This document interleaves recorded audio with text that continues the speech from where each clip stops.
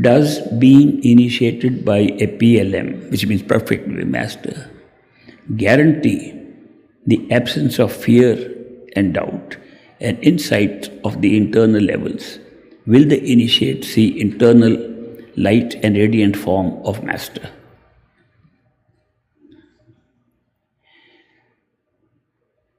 Fear, as I explained in the morning, is a function of doubt.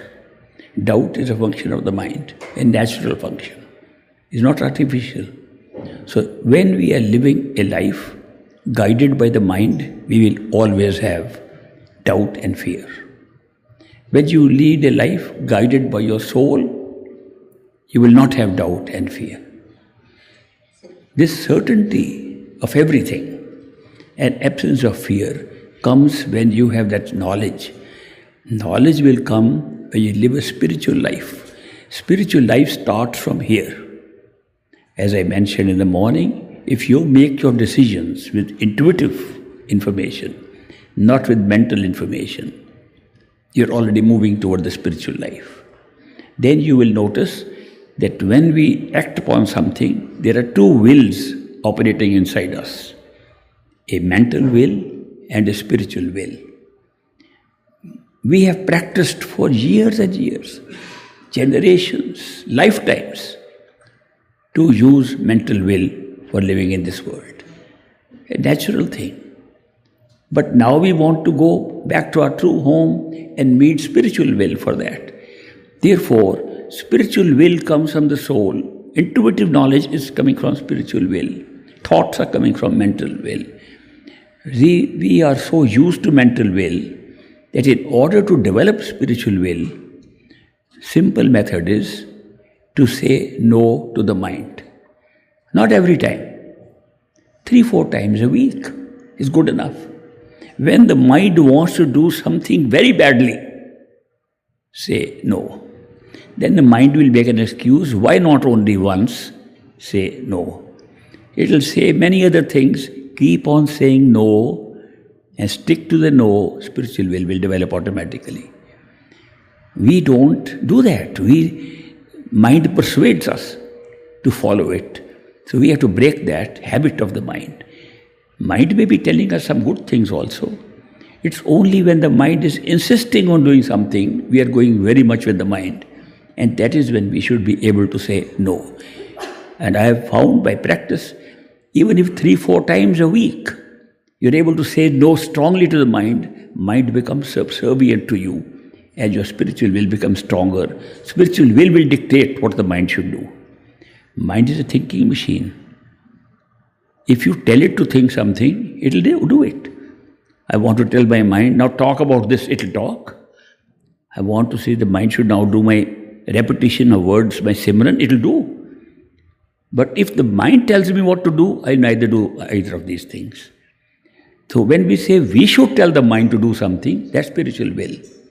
So soul has an expression through spiritual will to tell the mind. So mind should be used by us. It's a very good facility, very good, powerful equipment, the mind given to us. Very useful. But use it.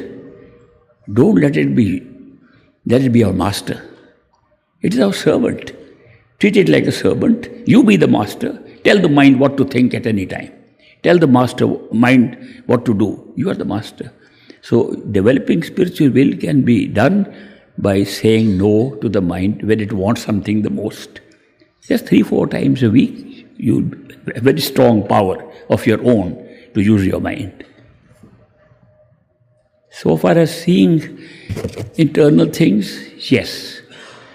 When a seeker is given initiation by a perfect living master, what does it mean? What is initiation? Initiation is a commitment by the master. I will take you back to your true home, that's why I've appeared in your life. Period. If you say, when does my journey, spiritual seeking end? According to me, it ends when you're initiated. People think it begins.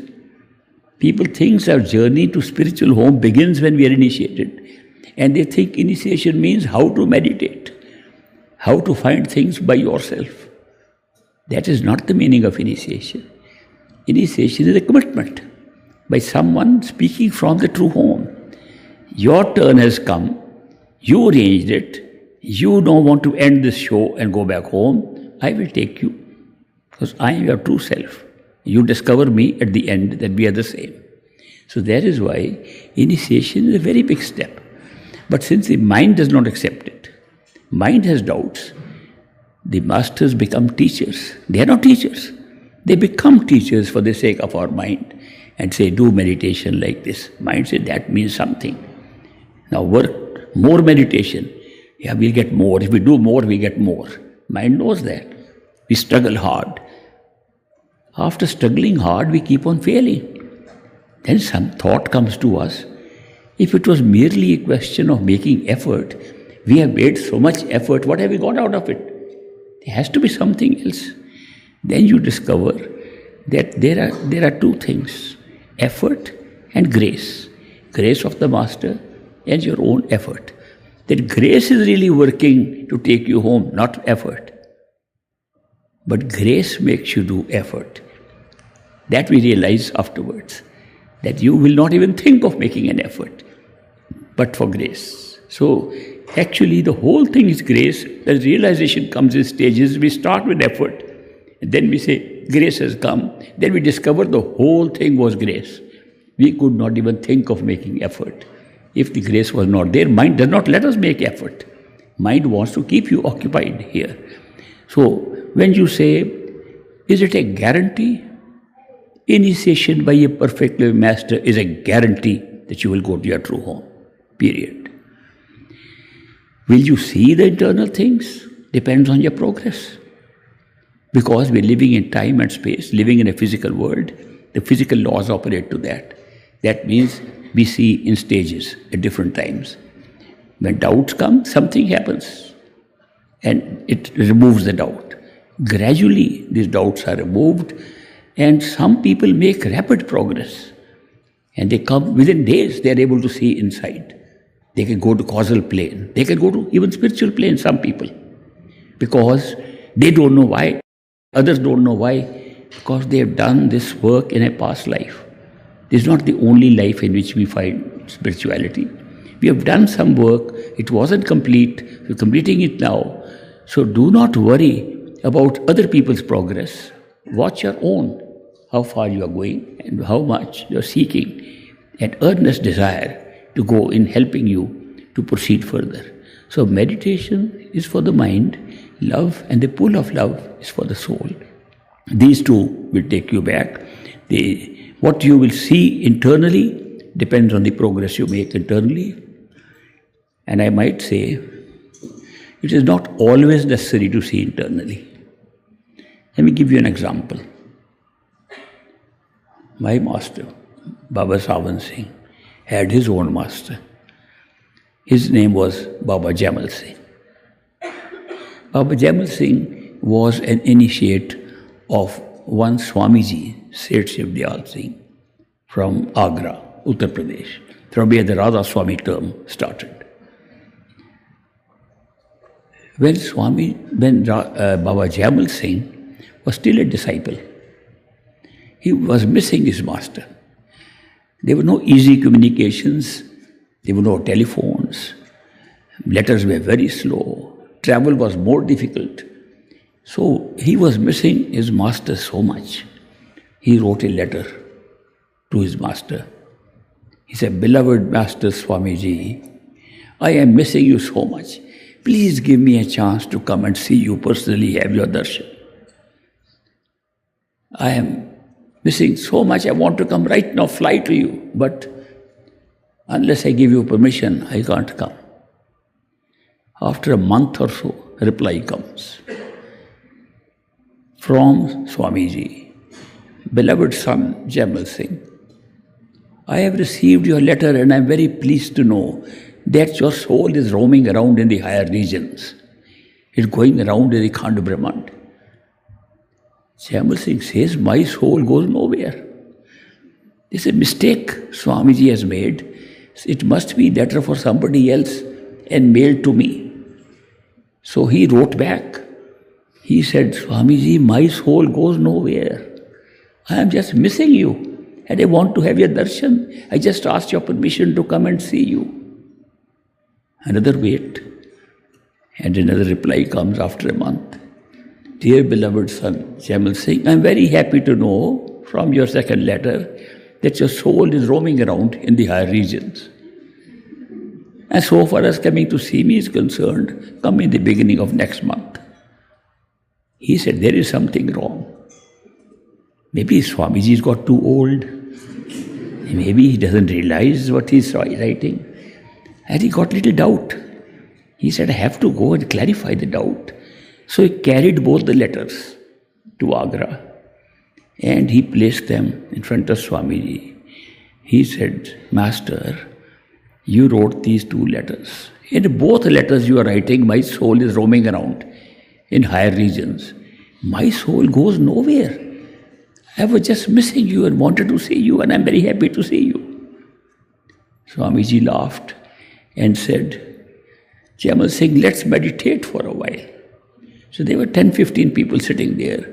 So he took Jamal Singh inside his room there, and they meditated about half an hour. And they both came out. And then in the presence of those people, he said, Jamal Singh, tell me now, when I wrote that letter, first letter, was your soul roaming around or not in the higher regions? Yes, Master. When I wrote the second letter, is it true that your soul was roaming around in the higher regions? Yes, Master. He almost turned to the other people sitting there and said, now listen, I am not asking you, Jamal Singh, if your soul was roaming around in the half an hour we meditated. I am asking you, was your soul roaming around when I wrote the letters? Months ago. He said, Master, my soul was roaming around 2 months ago when you wrote the letters. People could not understand what he said, so explained to them. He said, when disciples miss a master so much, it cannot happen by the ascent of the soul inside. It cannot happen if you cannot make spiritual progress. When the missing is so strong, it's a sign of devotion and love. And that devotion and love does not grow independently of progress inside. But the progress inside is accompanied by blinders, so you can't see what is happening inside. We're still looking outside. Why is that? Because our karma, our pralabdha, places obligations and duties on us. We have families to take care of, jobs to take care of. Therefore, although we in our daily life, progress is taking place, but in order to fulfill the karma and not have to come back for that, the blinders are put on the inner experience. But you have the greater ability to do outer work, and you also at the same time miss your master so much. Therefore, remember, this is not the only sign of spiritual progress that you see things inside. This is also a sign of progress internally if you miss your master. And the more you miss him, the more progress you are making. Not only that, things that will happen in the carrying out of your duties and obligations in this world, you suddenly find there's a master's hand in everything. You say, I couldn't do it. How did it happen? I'm going to make a big confession to you today. I haven't done it before. I had several jobs in my career which I should not have had. I was not a great student. I tried to pass my Bachelor of Science examination. I'm giving you a personal example. Bachelor of Science examination, hardly made it in the second division. No brains, not that kind of smart. I said, when will I pass? I went to do MA class. I said, no chance of passing. I stood first in the university. Can I say it was my credit? What would I think when such a change took place by itself as a student? I had to see somebody's hand in this. I did not do better than the others. Others knew more, and I knew that. I kept my mouth shut. So they should think I did it. Master did it. There's an Indian service called the IAS. Many of you might have heard of it. Indian Administrative Service. They were a replacement for the Indian Civil Service the British introduced in India. They called it Indian Civil Service. The strange thing is, it was neither Indian, nor civil, nor a service. The British rulers called themselves ICS, Indian Civil Service. When they left the country, India got independence, they were going to call it ICS.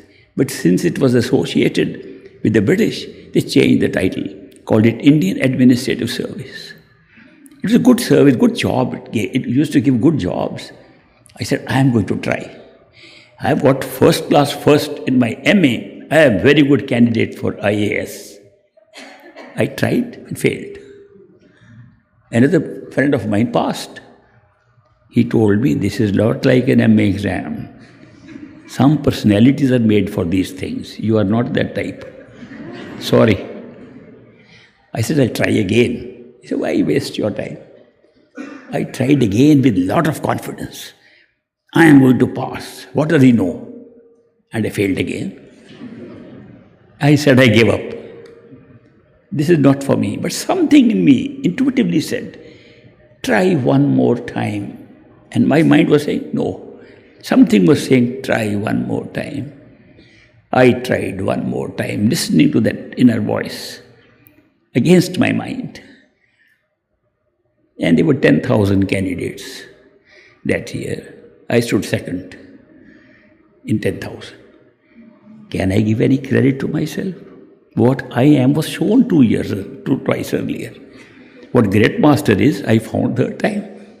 So this is, having entered that service, very few people reach the top level, which can be either Chief Secretary of a state or Federal Secretary there.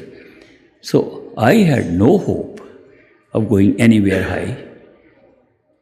But I did become Chief Secretary of Punjab State. And when I was Chief Secretary, every month we had a meeting of secretaries. 50 secretaries of all the departments sitting in my room, the big room, big office. And each one had many departments. So 250 heads of departments sitting behind them. The whole government sitting there. I'm supposed to be Chief Secretary. I know nothing. This is a confession. Today I'm confessing because I retired, they can't take away my pension. I knew nothing. They were very competent people. And I knew their competency from their work. And I am sitting, I looked at their faces. They were a little afraid what questions I will ask. I did not know what question to ask, and they were afraid of my questions. I just asked one person about some progress, that construction of the bridge was going on. Can you tell me something? So he told me something. I remembered in my heart. I said, I should remember what he told me, because he will forget.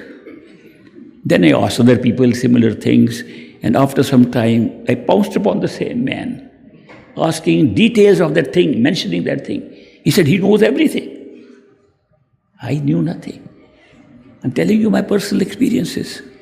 How could I be a successful officer if this was going on? Instantly I knew, this is not me. This is my master doing. All my life I have known I could have done nothing but for my master. So that is why, what does it do to you when these experiences happen? What happens is, you can begin to feel the hand of your master. And it's very interesting. He first shows you who you are, then he shows he is. So I had both kind of experiences. Oh, I tried something very hard. I tried business, couldn't. I tried business, I was a failure. And then suddenly, we made millions next year. How can that happen? So everything you can see the hand of master. He shows you your competence, he shows you his. Now what happens to your faith and your love for the master. It keeps on increasing. This is not an internal experience, external experience.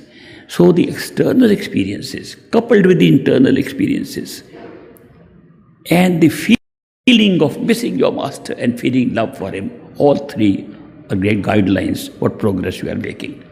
So do not have a mistaken notion that only by seeing inside you make progress, because of the obligations and karma we have to fulfill outside. Masters do put blinders so you can carry out this quickly. Why quickly? Somebody even asked me, is it true that when we meet masters, our karma is accelerated? It is accelerated if you don't want to come again. If it is to be spread out, it can go into more lives. If you want to take it easy, we have been taking it easy so far. So when somebody is very keen, I don't want to come back again. The balance karma, which could be paid off in 3 lives, is concentrated mostly in this life and some of it at the astral plane and causal plane from which we never come back. So this is how we get the information about the progress.